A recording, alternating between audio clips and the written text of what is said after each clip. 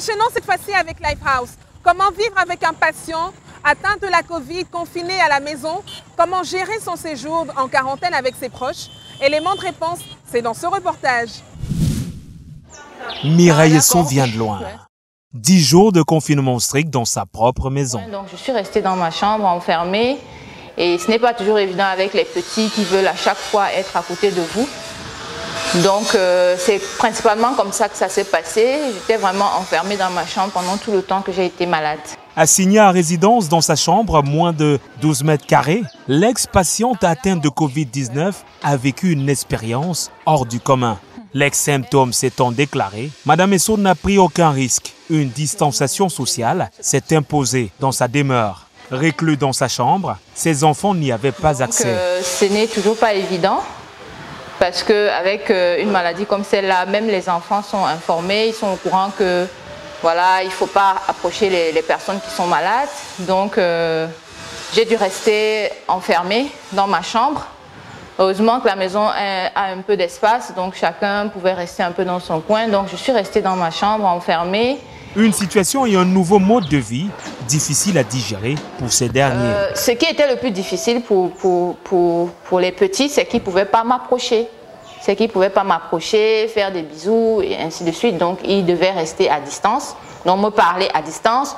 Je dors avec mon dernier fils, mais il ne pouvait plus dormir avec moi. Donc il a très mal vécu les 2 premiers jours, mais il a compris. Il savait que c'était parce que j'étais malade. Donc après, il a plutôt bien pris. Un rythme imposé pour éviter les contaminations dans la maison. La seule personne habilitée à nettoyer et à entrer dans sa chambre, sa petite cousine. C'est elle qui devait entrer, mais entrer avec un masque évidemment. Entrer, porter mon plateau et puis le ramener dans la cuisine et puis nettoyer. Et c'est elle qui me ramenait aussi à manger. C'est vrai que des fois, moi aussi, je prenais mon plateau, je le posais juste devant la porte de la chambre. Tout ce qui entrait et sortait de sa chambre était systématiquement désinfecté et mis à l'écart et surtout à usage unique. Une attitude corroborée par notre expert OMS en prévention et traitement Covid-19. Mais il est généralement plus utile de garder tout instrument de côté pour lui. On saura que oui, ça c'est l'assiette du malade, ça c'est le plat, ça c'est son verre, et ainsi de suite. Bien, les plats qu'il utilise peuvent être lavés, mais à part.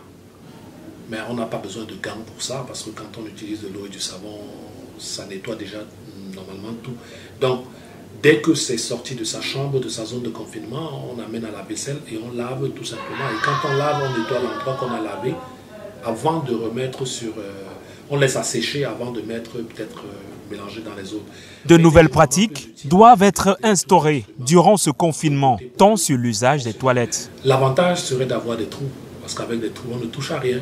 Maintenant, si ce sont des toilettes modernes, ça signifie tout simplement qu'il faudrait nettoyer après son passage. Il faudrait tout nettoyer après son passage. Bien, maintenant, le malade n'est pas forcément celui qui nettoie, donc quelqu'un d'autre va nettoyer après lui. Donc, c'est un nettoyage systématique qui va se faire. Que le lavage des vêtements. Disons tout simplement que les habits, si c'est quelqu'un qui est fatigué, vous n'allez pas lui demander de laver ses habits quand même. Les habits sont lavés de la même façon, de manière individuelle. Au bout des 10 jours passés en confinement, Mireille Esson s'est offert le luxe de sentir un vent de liberté à l'arrière de sa maison. En fait, au bout du 10e jour, j'étais un peu fatiguée de rester enfermée, donc j'ai dû sortir pour aller dans la cour arrière, prendre un peu d'air, mais je maintenais quand même la distance avec les enfants. Pour l'expert, le confinement ne devrait pas être considéré comme une prison. Les proches à la maison doivent accompagner le patient dans ce périple. Ceux qui l'entourent doivent être naturels avec lui rendre visite autant que possible, mais sauf que ne touchez à rien quand on est dans la salle. Ça veut dire tout simplement que vous gardez une certaine distance. Les personnes, toute la famille doit pouvoir de temps en temps dialoguer avec lui, que ce soit les enfants, la femme ou bien les amis et autres, pour le réconforter, pour qu'il comprenne que quelque part, il est juste à l'abri, ou alors il se met à l'abri pour éviter que les autres ne souffrent. Un apport psychologique à la maison qui n'exclut pas le respect des distanciations sociales. My House avec le concours de Simencam.